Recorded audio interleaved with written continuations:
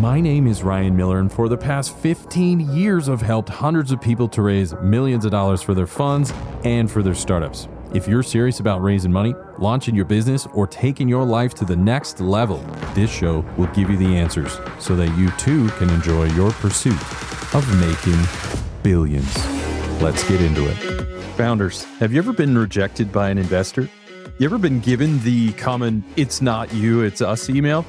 Well, in this week's episode, I'm going to talk to you about the reasons I walked away from a $200 million deal with killer terms. We're going to go deep into my personal experience and cover my perspectives.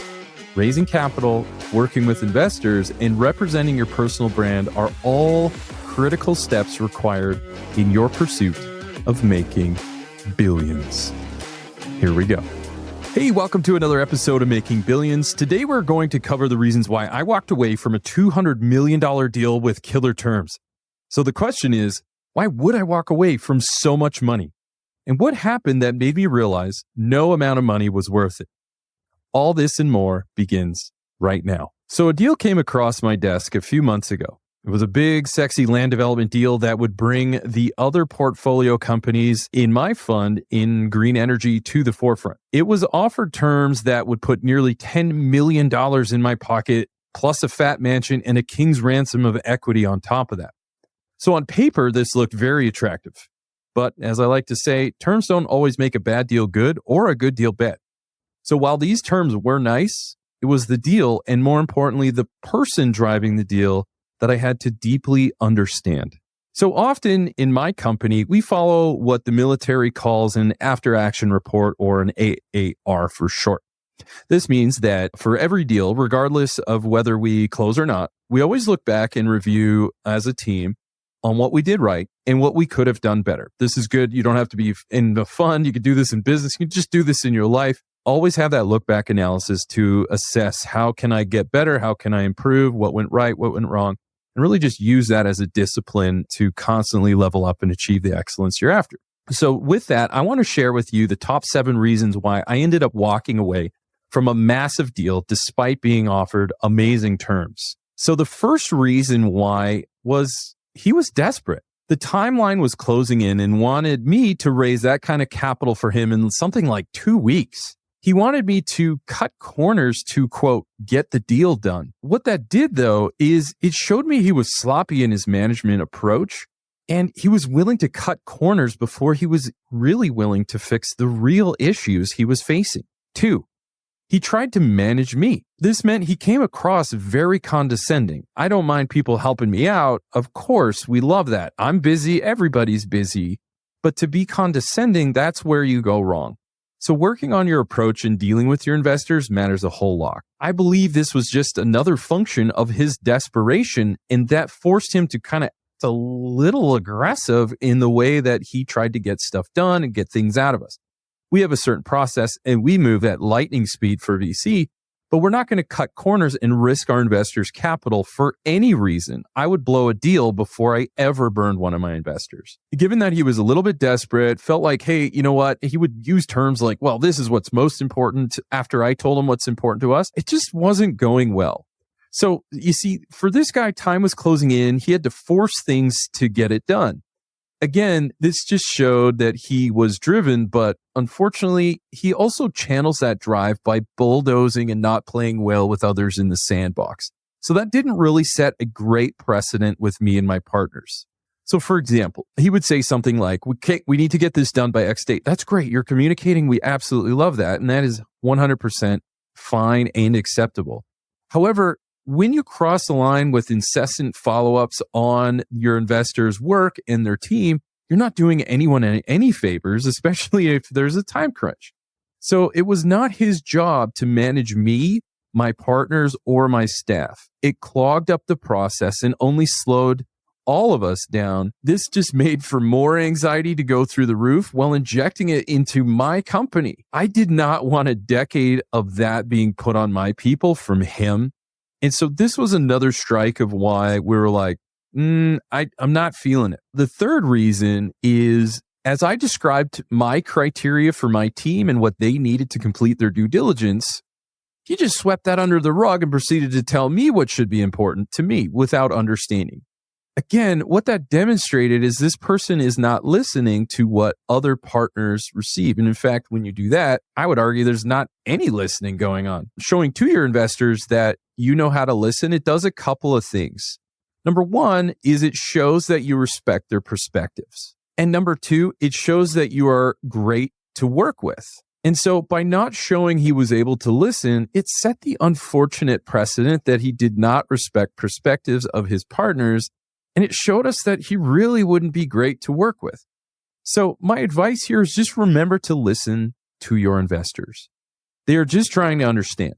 So validate their efforts and even ask follow-up questions. Be just as curious about their perspectives in this entire deal as they are. And you might find that you will come together. Number 4, when I would ask about basic things in his business like suppliers, go-to-market strategy, letters of intent from his alleged interested parties, or really any proof of any claim, he would say something like, yeah, we'll get that figured out. When an investor is asking for this, really what they're doing is they're trying to de-risk it in their own mind. They're trying to say, okay, cool. You're the best and everything's set up and everybody wants your product before you've even launched anything. Okay, that may be true. I don't know, but I do need to understand, what is your strategy to roll out? What are your demographics? These things weren't good. And it was all like, yeah, whatever, man. We'll figure that out later. No, unfortunately, I think you need to have that figured out right now. If you're asking for money, your investors are just trying to de-risk it. And if it shows that you don't know your market, you don't have a go-to-market strategy, your suppliers aren't solidified, or worse, that things are happening that you're claiming they are, but they're not, this can really be a knock against you. So to an investor, this ready, fire, aim approach just made the risk of the investment go up. And the cause of that risk started to emerge, and the risk was the founder. So not being prepared on basic business rollout is key. So don't tell the VC that we will figure it out. See, while your investors are there to support you, it's not their job to figure out the basics. It's yours. Show them that you know how to do your part in this relationship. Number 5, I did a site visit. This is generally very positive from an investor when you get them to come out to your factory, your office, or whatever it might be. But this site visit was so poorly planned that I was actually awake for 2 days straight. Yeah, I gave them the dates that I was available to come, and they planned it so tight that I had to fly straight for 2 days and be awake to do the site visit.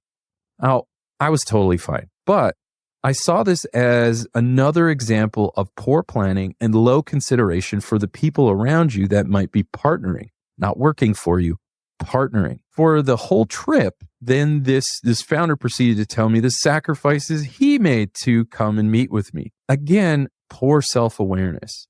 Try not to tell the investors how much of an inconvenience it is for you to meet with them. It just doesn't set the right precedent. Trust me, there's a lot of stuff I'd rather be doing. I was very interested. We did a site visit, but if you tell me that it's a big sacrifice for you to come and meet with me, even though you needed $200 million, we're not off to the right foot. And then as we wrapped things up as I was closing in on my 48 hours of a wake-a-thon, we decided to have some dinner and just recap everything after the site and things going forward. So at dinner, he was telling us about his awesome girlfriend. And this is a great thing to talk about over dinner with investors. Of course it is. We all have family. We're human beings. We're in relationships. We got a lot of cool stuff going on.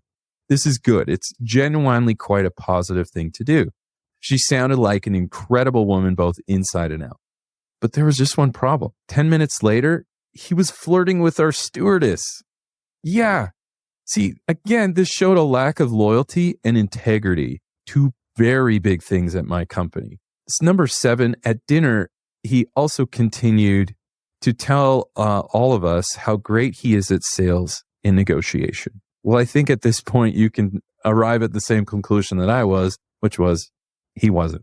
See, an inflated self-worth does very little to help you as a founder, and it just shows a lack of self-awareness. So would you do that deal? Even if you had the terms that say you and your investors would be very well taken care of, would you have done the same thing? Or maybe you would have done a few things differently. See, by demonstrating that you have the basics figured out, being an asset to your investors, And displaying loyalty, integrity, and self-awareness are all critical factors that we need in our pursuit of making billions. What a show. I hope you enjoyed this episode as much as I did. Now, if you haven't done so already, be sure to leave a comment and review on new ideas and guests you want me to bring on for future episodes. Plus, why don't you head over to YouTube and see extra takes while you get to know our guests even better. And make sure to come back for our next episode where we dive even deeper into the people, the process, and the perspectives of both investors and founders. Until then, my friends, stay hungry, focus on your goals, and keep grinding towards your dream of making billions.